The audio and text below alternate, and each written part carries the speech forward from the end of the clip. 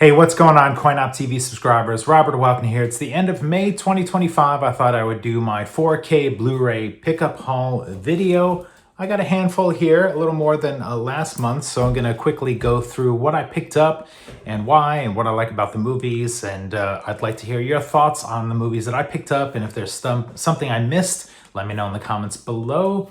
First up, we're going to start with a Blu-ray of Broken Trail. This is a Walter Hill TV movie I've never seen before. It was a blind buy. It was 10 bucks. I've been watching a lot of Westerns this month. I'm a big fan of Robert Duvall, and it also has Tom and Hayden Church.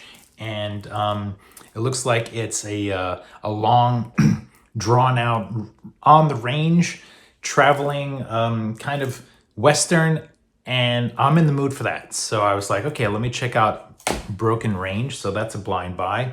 Here's another Western, The Proud Rebel. This just came out brand new from Classic Flick. Classic Flicks is the company. I believe this is the first Classic Flicks I've ever purchased from them. I got this from Walmart. It was like 12 bucks. It's a brand new Blu-ray. It's been remastered. This is the Alan Ladd and Olivia Diablo. This is, if you like Shane, I consider Proud Rebel kind of like a good pairing or a good double feature bill to Shane, because Alan Ladd plays kind of a similar Western. There's some similar themes where he kind of is helping the town out from the situations going on. I saw this recently for the first time with my dad on Tubi, and I enjoyed it, and I'm gonna pick up Shane on 4K when that comes out from Kino Lorber. So I thought, let me grab this, watch it with Shane as like a double feature. That's my plan. Okay, speaking of Westerns, another Western, this is Western month for me. Lonely of the Brave. Kino Lorber had a sale, or maybe it was Barnes & Noble's, had like a 50% off sale. I'd always heard about this movie and I'd seen bits and pieces of it. Kirk Douglas plays, it's kind of a modern Western, but he is like an OG cowboy, kind of trying to fit in or not fit in with his surroundings. It's shot well, it's black and white, it's cinematic, great performances by the horse in the movie, which is kind of a comical thing that Kirk Douglas actually says he was outshined from the horse. So this is Kino Lorber. Who knows, they'll probably release this on 4K eventually, but the Blu-ray was half off. Pick that up. I already watched it. I found it fun and entertaining. I wasn't like blown away, but it is a movie that when you see it, it kind of sits with you and has a lot of deep meaning to it.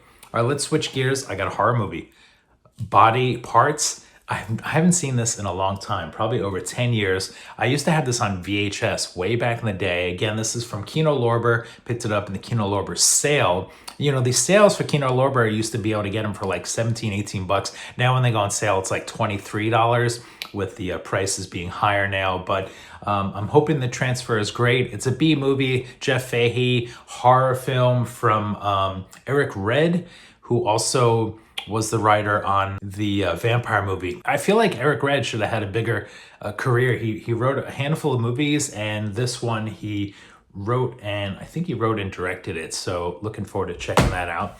Also from the Kino sale, I picked up Uncle Buck, one of my favorite John Hughes and John Candy movies. This is from Kino Lorber as well. And interesting enough, there's a commentary on here by Joe Ramone. Shout outs to him. I listen to or watch videos on his YouTube channel, and I'm very much interested in checking out his commentary on here. And I was a big John Candy fan. This is one of the funny but dramatic John Candy roles. It's like really stays with you. It's charming, and I just like those old John Hughes movies. I picked up a musical on sale, Les Miserables.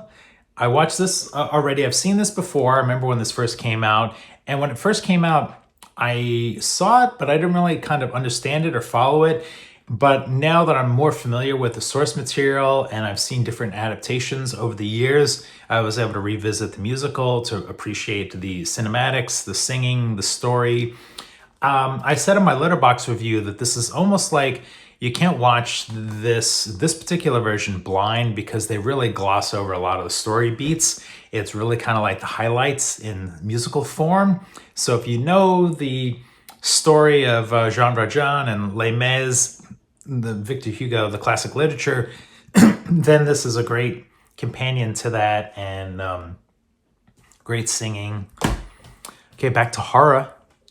This came in the mail. Reanimator. This is from the Ignite Films release, 4K. It's got a little slipcover there. This is the standard 4K edition, one of my favorite horror movies of all time, from back in the day and currently. H.P. Lovecraft. Looking forward to checking this out. I heard the transfer was amazing. It wasn't cheap. It was $50. I had to order it directly from the site. It came in kind of slim shady packaging. The little dings already on the slipcover, but nice to have that in my collection. Apparently they're going to also do Bride of Reanimator next year, so I'll pick that up. And finally, a Woody Allen movie, Play It Again, Sam. This was also on sale with Kino Lorber. So it's a Woody Allen movie starring him, written by him, based off of one of his plays, I believe. But it wasn't directed by him. The fun thing about this is it has a commentary track on it, which is kind of a new thing for Woody Allen movies. So a funny movie. I think it's kind of the first time him and Diane Keaton worked together. So looking forward to revisiting that as well. So there it is. There's my stash for this month. Let me know in the comments below if you've seen some of these movies, if there's other things that are out that I need to pick up. Clearly, I have the Clint Eastwood Dollars trilogy from Arrow. I have those on pre-order, but I ordered them all together. So I'll get them when the third movie, Good, Bad, and the Ugly, is released, probably in June next month, if all goes well. So I'll show those off then. And whatever else comes in the mail, like Dark City, I think is a June title. So thanks so much for watching for CoinOp TV. We'll see you next time.